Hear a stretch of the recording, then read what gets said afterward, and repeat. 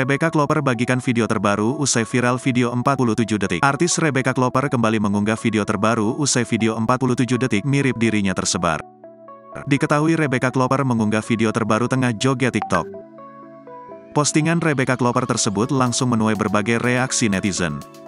Diketahui, sebelum tersandung kasus video viral tersebut, ia seolah menghilang dari media sosialnya. Lama tak muncul ke hadapan publik, akhirnya wajah Rebecca terpampang di laman TikTok MD Entertainment. Diketahui, pacar Fadly Faisal ini memang terlibat proyek serial terbarunya berjudul Moza Chico. Terlebih, ia menjadi pemeran utama pada serial itu bersama dengan Junior Roberts. Di video tersebut, ia tampak berjoget dan lakukan lip sync. Wah, 3 juta penonton, terima kasih buat teman-teman yang udah nemenin Moza ngejar cinta Chico, tulis akun tersebut. Lantas, postingan itu mendapat berbagai respon dari netizen.